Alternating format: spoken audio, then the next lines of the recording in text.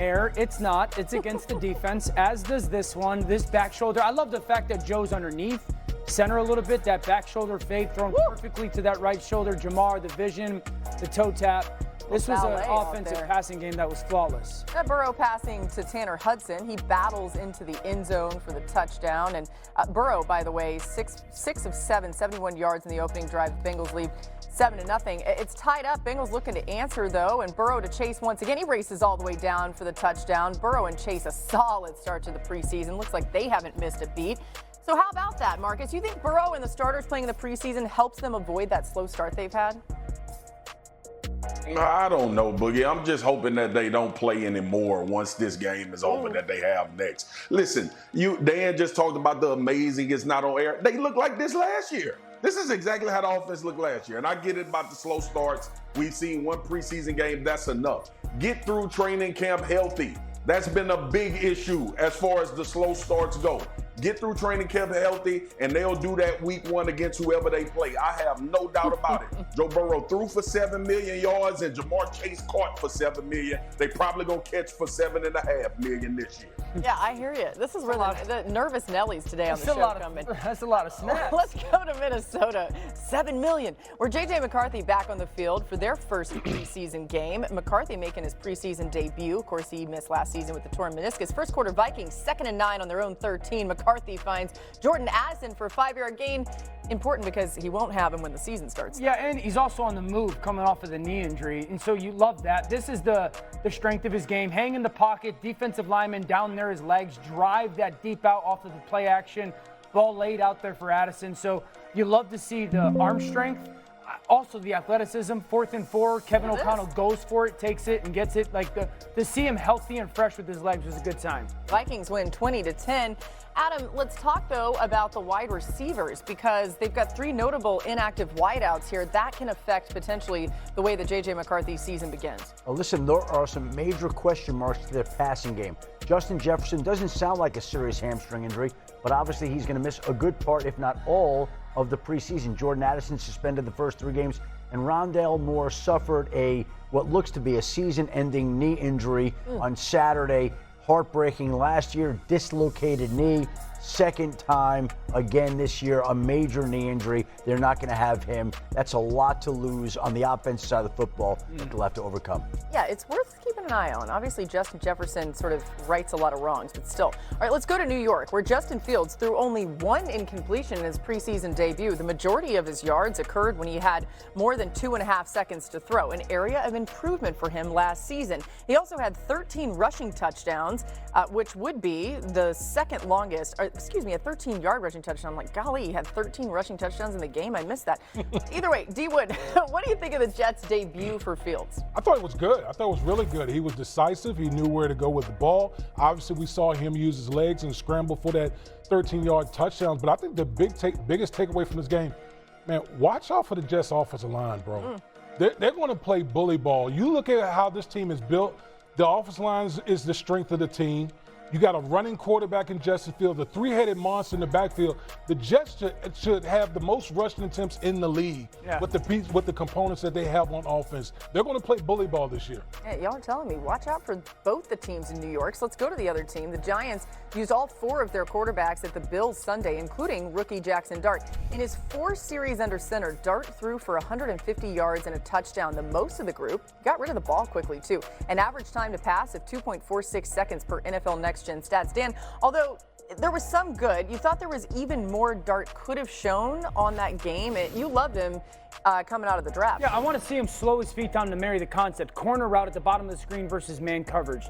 You have to give the receiver the time to win on his route. Once you see the back through release and the linebacker go with him, just marry your feet. Right now, he's taking off, getting from the second part of his progression or to the second part. Receiver's 4 yards downfield. He ends up winning on the route. And see how he's throwing the ball before the receiver is ready for it? It looks like, wow, inaccurate miss. No, lack of timing. And the second thing is, if you're not going to throw a ball, why? You have a post up top, cross at the bottom. He wants to throw the crosser, but that defender is kind of trying to bait him. I love the fact that he doesn't throw the crosser, but if you're not throwing the crosser and that defender's too deep, the ball should go to the back. And that check down on 1st and 10 becomes a 7-8 yard gain instead of a 1 yard scramble. So these aren't problems. This isn't a alarm. These are just the things that you walk away going, man, so encouraged. But these are some of the stuff that if you're Jackson Dart and the Giant, you really want to see growth this week and for the rest of the preseason. Yeah, it's why I now welcome in Courtney Cronin, who covers all things Bears and all things NFL as well. So glad to have you with us in person. You have an article up on ESPN.com. It takes a deep dive into Caleb Williams and Ben Johnson, their relationship. It's really interesting. Go check it out. But what have you noticed about their dynamic so far in camp? It's really hands-on. And I think yesterday, when starters weren't playing in the preseason game against Miami, demonstrates that in a way that I haven't seen in covering an NFL team, where Ben Johnson takes Caleb Williams, 3 receivers, a tight end, and a running back, and puts them through 70-plus plays, the routes on air, but an hour-long practice before the preseason game, before he has to go call the preseason game, which is not normal because usually that's either like your quarterback's coach, your offensive coordinator, QC guys putting you through that workout. And it was really detailed. He had to account for motions. He had to account for shifts. So Ben Johnson would give him the play. Caleb would have this sort of like makeshift huddle, call the play, have to account for 1st down, 2nd down, 3rd down. They were doing red zone work, accuracy work on the deep ball too. And that was to get him more comfortable with things that they've been repping in practice, because the emphasis here, give Caleb as much as you can throughout the preseason so he can become a master of all this. And like there's tangible things we've seen from Ben Johnson, whether he's telling Caleb, hey, if your headset goes out, have 2 to 3 plays in your back pocket so you're not in it. You don't want to burn a timeout in that moment. You don't want to panic in that moment. That's stuff that I don't necessarily know he got enough of as a young quarterback during his rookie season, that Ben Johnson, a part of this overload process right now, is trying to teach him. How much of Ben Johnson's offense are they giving Caleb to be responsible for? Everything, which I know sounds like hyperbolic, but they are trying to overload him right now so they can know where they need to pare back. And this is a complex offense. I mean, you've got Case Keenum, who's 37 years old, saying it's one of the most complex he's ever played in. So for a 23-year-old quarterback who now has to be responsible for really long play calls, and having to get in the huddle, get out of the huddle, and be like, say it with your chest, say it confidently, not stutter when you're in there, and maintain all of this information, in addition to identifying things pre-snap that he might not have been that good at doing last year. And I think a good example of that is what we saw, like his process. Is it speeding up? Ryan Poles and I sat down last week. He said he's seeing instances of where he's getting it, but there's also those moments where he's thinking and not just playing and reacting. That happened against Miami in the joint practice. New defense, Anthony Weaver's throwing the kitchen sink at him. So there's moments where Caleb's not identifying things that are happening pre-snap with blitzes, different, we're knowing where his pressure's coming from, and those would lead to sacks in practice. We're still seeing some of that, but again, I think because it's early, the Bears aren't panicking about it. They know that this is part of his process of learning a very complex playbook, and Ben Johnson along the way taking stock of what's not working, so he'll be able to then identify that, adjust things to the quarterback, and maybe even switch up some of how he's teaching it. It's excellent information out of Courtney. Again, the article on ESPN.com with even more, but it does show you, too, why we all probably need to pump the brakes on what we may see out of Caleb this coming season. Exactly. It would be hard for anyone. Breaking news right now from Adam Schefter. You're going to see his tweet here in just a second. But, Adam, what do we know about Landon Dickerson? Might have news within this hour, and the news is now in. Landon Dickerson is going to undergo a minor procedure here in the coming days to essentially clean up that meniscus in his right knee.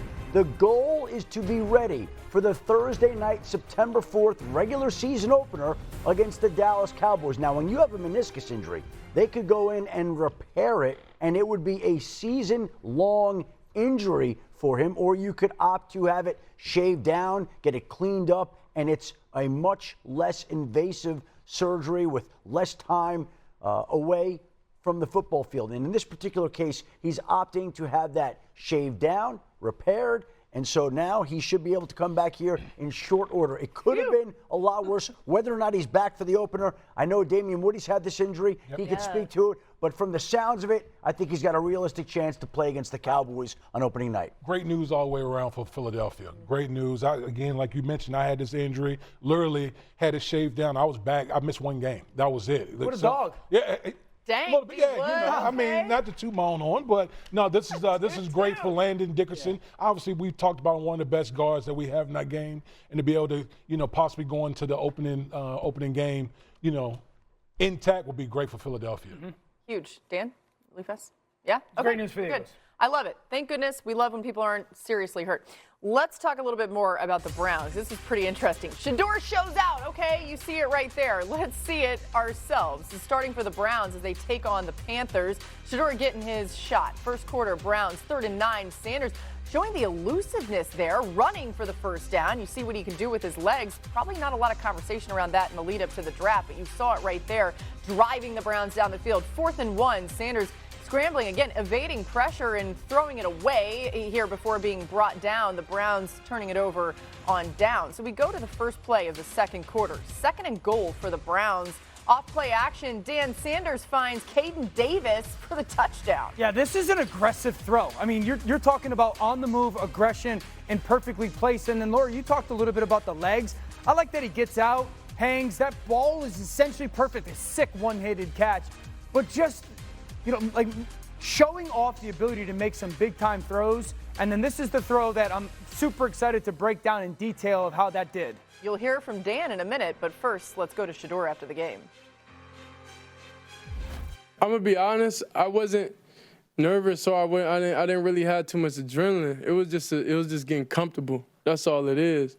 Like it's plenty games before. Like I was nervous, but I felt like I knew it. I knew the answers to the test. So it's like when you feel unprepared, then when you don't feel like you're ready for the moment. I know I'm ready for the moment.